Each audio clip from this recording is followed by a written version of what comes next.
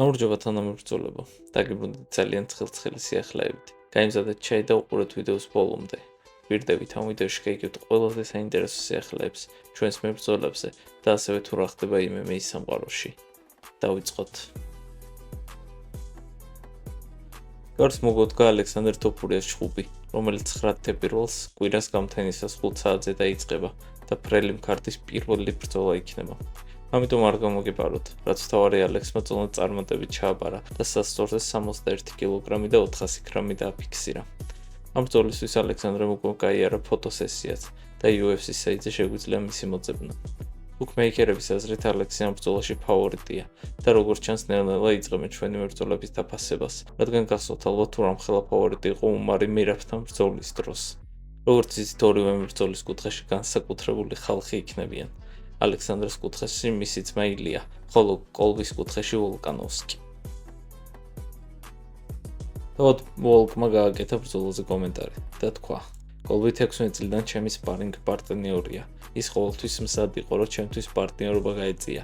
მაშინაც კი თუ ამის ფიზიკური შესაძლებლობა არ ჰქონდა. არ არსებობს არავინ, ვინც ამ ბიჭზე შრომის მოყვარე იქნება. ის ერთგულია და წარმოუდგენელი დისციპლინა და შრომის მოყვარეობა აქვს. ის აქამდე მე მოვარჯიშებდა. ახლა კი მისი UFC-ის ოქტაგონზე ხილვა წარმოუდგენელია. ყოველთვის ვიცოდი, რომ ამას მიაღწევდა. თანაც მისის დებიუტი სიდნეიშია და ეს მოვლენა კიდევ უფრო განსაკუთრებულია. ის ყოველთვის ფორმაშია. იმის მიუხედავად, რომ მან ეს ბრძოლა შემცვლელი სტატუსით მიიღო. დარწმუნებული ვარ, რომ მსოფლიოს გააოცებს. ის ამ საშუალებისთვის შესაფერისი კაცია. მასზე ერთგული არავინ არაა. გარწმუნებთ, სიურპრიზი გელოდებათ. და რასაკვირველია, მის მასზე ისაუბრა ილიამაც. მოუთმევად ველი, როდის ვიხილავ მას ოქტაგონზე. ის ბრწყინვალედ არის მომზადებული. ჩვენ მთელი ცხოვრება MMA-ის მიუძღვენთ და მასში 100% დარწმუნებული ვარ.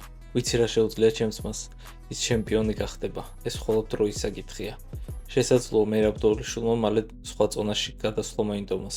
ამ შემთხვევაში კი ჩემი ძმა სწრაფად მიიღო სუპერბზუბუქ წონაში ტიტულისთვის ჩხუბის შანსს. მის ბრძოლაზე ვრცლად ისაუბრა ალექსმაც ინტერვიუში და თქვა: თავს ძალიან კარგად ვგრძნობ, მადლობელი ვარ ღმერთის, რომ მომეცა ესეთ შესაძლებლობა. მემზადებით ჩემს გუნდთან ერთად, ჩემს ახლო გარემოცვასთან ერთად. პროფესიონალების გუნდი ყავს, ამიტომ წონის კლებაც კარგად მიდის. ფიქრობ ის შეიძლება პარტნიორში გადამიყვანოს, თუმცა ცდილობასა და შედეგს შორის დიდი გზაა. ვიმუშავებ თუ არა დაფინიშებაზე? რა თქმა უნდა, თუ ჩემს ბოლო ბრძოლას გადახედავთ, ფინიშებით ვიგებ, მაგრამ არსად ვჩქარობ. თუ იქნება დაფინიშების შესაძლებლობა, ამას ვიზავ. წინააღმდეგ შემთხვევაში ჩემს საქმეს გავაგრძელებ. თუ გალია შოუმი მომიწევს, ამისთვის ვსად ვარ. ჟურნალისტმა კითხა ალექს თუ რას ნიშნავს მისთვის ორი ქვეყნის სახელით ასპარეზობა. ამით ძალიან ბედნიერი ვარ. საკმარისად დიდი გული მაქვს იმისთვის, რომ ორივე ქვეყანა მიყვარდეს. გურამ ქუთათელაძე და მერაბდოლიშვილი არა უბრალოდ სპარინგ პარტნიორები, არამედ ჩემი ძმები არიან. მადლობა ღმერთს, რომ ისინი ჩემ გვერდით არიან. მერაბის და გურამის გარდა არიან სხვა ადამიანებიც, რომლებსაც არავინ იცნობს, მაგრამ ჩემთვის ჩემი გუნდი ძალიან ბევრს ნიშნავს. ასევე ილიასა და ალექსის მწვრთნელმა UFC 72-ზე ისაუბრა და თქვა, რომ ალექსის მეტოქეს მასთან შანსი არ აქვს. ალექსანდრე შესანიშნავ ფორმაშია და ჰალკივით გამოიყურება. აღფრთოვანებულია და ერთი სული აქვს, როდის დადგება მომენტი, როცა UFC-ს სადებიუტო ჩხუბს ჩაატარებს. ალექსანდრეს მეტოქე მას უფრო დიდ ჰაიპს მოუტანს, რადგან კუთხეში ილია და ალექსანდრე ვოლკანოვსკი იდგებიან. ორთა ბრძოლას რაც შეეხება, ალექსი ოქტაგონზე გავა და მეტოქეს დაღლის. როგორც კი ძლიერი მარჯვენა მოხდება, თიქნესი შეეცდება თეიქდაუნი შეასრულოს. რაც შეუძლებელი იქნება და როცა ჩხუბი ისევ დგომში გაგრძელდება, თიქნეს პირველ რაუნდში დაანოკაუტებენ. ალექსანდრეს სრულყოფილი მებრძოლია და ყურადღება მიაქცეთ მის კრივს, ჭიდაობას და ჯიუ-ჯიტსუს. 2025 წელი ქართველებისთვის ძალიან აქტიურად დაიწყო. ალექსის შემდეგ ბრძოლა ჩაინიშნათ რომან დოლიძესა და გიგა ჭიკაძეს. რომანი 25 მარტს UFC Vegas 104-ზე შეეცდება რევანში აიღოს მარვინ ვეტორისთან და ძალიან საკამათო პირველი ბრძოლის შემდეგ საბოლოოდ დაამარცხოს იგი. აი რა თქო ბრძოლაზე რომანმა. ერთადერთი რასაც UFC-ს ყოველთვის ვეუბნები არის ის, რომ კარგი მეტოქე მომცენ. ნებისმიერთან ჩხუბისთვის მზად ვარ და როცა მარვინი შემოთავაზეს, ბევრი არ მიფიქრია.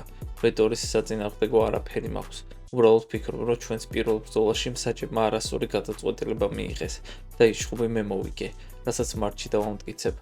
ვეტორი არის მებრძოლი, რომელიც ყველა ჩხუბში წინ მიდის, მაგრამ ჩემთან წინ ერთი ნაბიჯი არ გადაუდგავს. ყოველთვის უკანი ხევდა და მეგონა პირველიდან ბოლო წუთამდე ვიგებდი, რის გამოც ალბათ მეტი არაფერი გამიკეთებია. ახლა განსხვავებული მებრძოლი ვარ და ვიცი, რა უნდა გავაკეთო. მინდა ჩემპიონი გავხდე და მიზნის მისაღწევად ყველაფერს გავაკეთებ. ვეტორი კარგი მებრძოლია, შესაძლოა საკუთარ სტილში ცვლილებები შეიტანა, მაგრამ ყველაფრისთვის მზად ვარ. მარვენი ძლიერია, მაგრამ მე ძლიერი ვარ. კარგი დარტყმები აქვს, მეც კარგი დარტყმები მაქვს. სტრაიკერებს პარტერში გადაყვანა უყვარს, სადაც არანაირი პრობლემა არ მაქვს, ასე რომ ყველაფრისთვის მზად ვარ. გიგა ჭიკაძის ჩხუბი, რომელიც 6 აპრილს უნდა გამართულიყო, გადაიტანეს და 27 აპრილს გაიმართება, ხოლო მისი მეტოქე დავიდ ონამა იქნება. მოუთხოვნა დუელი გიგას დაბრუნებას. თქვენ რას ფიქრობთ? დაწერეთ კომენტარებში. ილია თოფურემ მეინ ივენტის ინტერვიუ მისცა და საინტერესო თემებზე ილაპარაკა. ელმატადორმა მერაბ დუალიშვილი შეაქო და ალექსანდრ ვოლკანოვსკისთან მატჩ რევანშის გამართვის ალბათობაზე ისაუბრა. მერაბი მთელ დივიზიონში დომინირებს. ნახოთ რას გადაწყვეტს. შესაძლოა ქვემსუბუქწონით დივიზიონში ამოვიდეს და ორი საჩემპიონო ქამრის მფლობელი გახდეს. მე კი მსუბუქწონაში გადავიდე. ყველაფერს მოვაგვარებთ და ვიპოვეთ გზას, რომელიც ყველას მისცემს გაბწყინების საშუალებას. ქვემსუბუქწონით დივიზიონში რო დავრჩე ალექსანდრ ვოლკანოვსკიზე მეტად სადიდულო ჩხუბს არავინ იმსახურებს და რემატჩი უნდა მივცე. ვოლკი მომწონს და არ მინდა მეორედ იგივე გავუკეთო. ზუსტად ვიცი რა მოხდება და არ მინდა იგივე განმეორდეს. ახალი თაობის წარმომადგენელი ვარ და ის ჩემთვის მზად არაა. შეიძლება დანოკაუტების ნაცვლად საბმიშენით მოვგო და ერთადერთი განსხვავება ეს იყოს, რადგან საკუთარ თავს ახალი ჰაილაითები მივცე. აქვე ილიამ მის შესაძლო სუპერ ბრძოლაზეც ისაუბრა ისლამ მახაჩევთან. მახაჩევთან ჩხუბი? ეს არის რაღაც რის გაკეთებას მინდა. UFC-ს ამის შესახებ ინფორმაცია აქვს და საბოლოო გადაწყვეტილებას ორგანიზაცია მიიღებს, რადგან კარგად იციან, ბიზნესი როგორ წარმართონ და უდიდესი გამოცდილება აქვთ.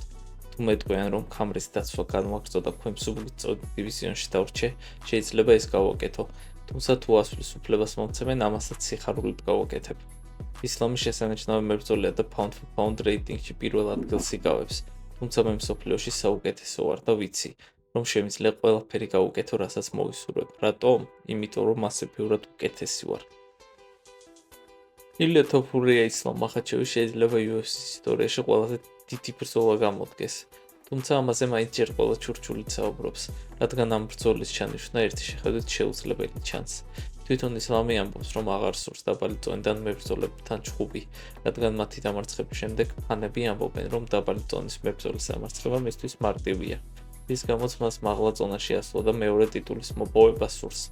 ლოგიკურად რომ შევხედოთ ისლამის გადმოსახედიდან ის მართლაც ამბობს, ილიასთან ჩხუბი მისთვის უზარმაზარი რისკია.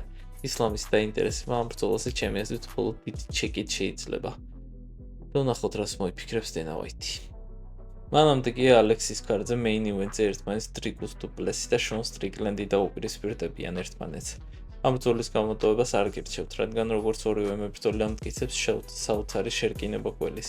ასევე თქვენგან მაინტერესებს გინდ თუ არა, რომ სხვა არა ქართველ მებრძოლებზეც გავუკეთო ხოლმე ვიდეოები.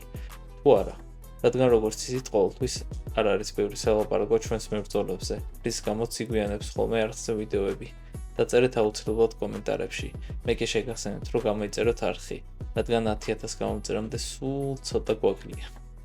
ავისწავოთ საშუალო ზონის ჩემპიონმა დრიგუსმა მერაბზე და ილიაზე ისაუბრა და თქვა: ილიას დიდი გულშემატკივარი ვარ. ჩემი აზრით ის UFC-ს ერთ-ერთი საუკეთესო მებრძოლია. მას ძალიან დიდ პატივს ვცემ. UFC-ში დებიუტი ერთ ქარდზე გქონდა. მას შემდეგ ერთნაირი რაოდენობის ჩხუბი გავმართეთ. შევედით საუკეთესო 10-ში, შემდეგ 5-ში. დროის ერთვიან მონაკვეთში გავხდით ჩემპიონები და ქამრების დაცვაც მოვასწარეთ. ილია დიდი ჩემპიონია. სპორტისთვის მას დიდი სარგებლობა მოაქვს. ახლა ძალიან ბევრი მებრძოლი დიდ ყურადღებას უთმობს ფიზიკურ ფორმას, ამიტომ ზეწოლის განხორციელება ძალიან რთული ამოცანაა. მერაბი მეტოქეზე დიდ ზეწოლას ახდენს, რაც ძალიან რთულია. თვალიშვილის კარდიო მეცნიერებმა უნდა შეისწავლონ. წარმოადგენა არ მაქვს ამ ტიპში როგორ ჩხუბობს. ეს შემთთვის მოტივაციის წყაროა. ფიქრობ UFC-ში ერთ-ერთი საუკეთესო კარდიო მაქვს, მაგრამ ის რაც მერაბმა უმართ ამ ბრძოლაში აჩვენა უბრალოდ წარმოუდგენელია.